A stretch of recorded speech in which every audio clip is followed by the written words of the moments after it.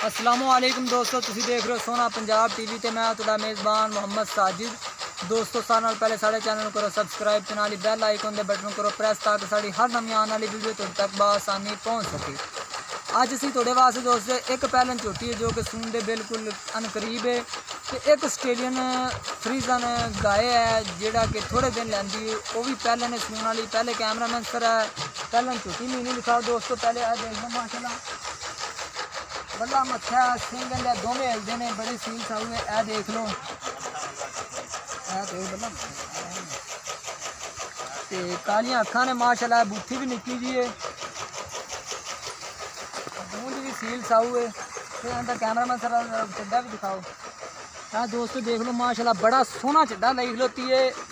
विरलां च थन ने ए दो बटन लगे हुए हैं इनके, प्योर नीली दी है, बरीक पूछल है, जिमें मर्जी है। देखो पूछल नूं बलावा दे लो, हिलदी नहीं, बड़ी सील साऊ है।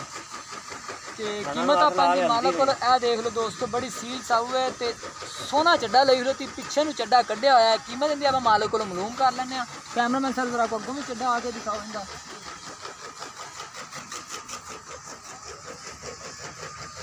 हाँ दोस्तों देख लो माशाल्लाह बड़ी सील साऊ है ते बड़े विरलां च थन ने इंदे। दिन किन्ने लैंदी सून च आपां एह भी पुछ लैंदे आं। कैमरामैन सर जरा पूरी झोटी दिखाओ सर, माड़ी चूर के भी दिखाओ गेड़ा करा। कैमरामैन सर पूरी झोटी दिखाओ। हाँ दोस्तों देख लो माशाल्लाह सोहना चड्डा लगी खलोती है। बल आया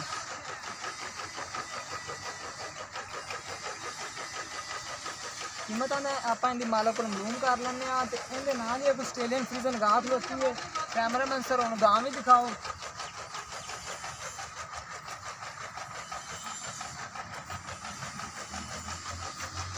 दोस्तों गां जरा अगों के थान भी दिखाओ, बड़े मोटे मोटे दोस्तों थान लगे ने बिरलां च।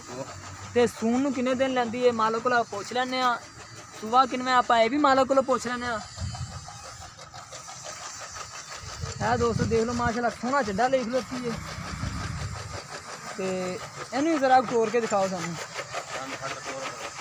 जेड़ा कढ़वा के लिया पूरा वजूद छोटी आस्ट्रेलियन फ्रीजन गां दा दिखाओ। कैमरामैन ठीक लिया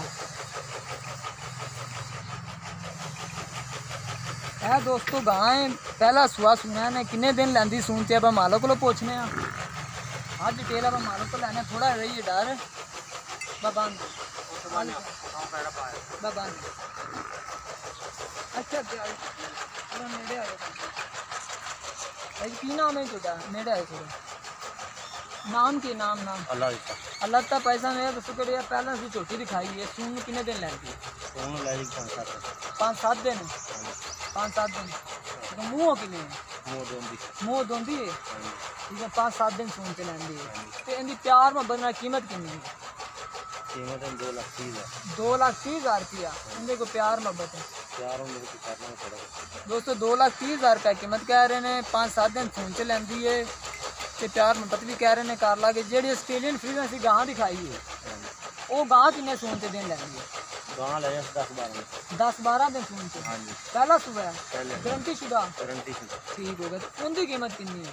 2,40,000 रुपया प्यार मोहब्बत दोस्तों। आस्ट्रेलियन फ्रीजन गां की 2,40,000 रुपया कीमत कह रहे हैं। प्यार मोहब्बत भी उन्हें कह रहे हैं कर ला के।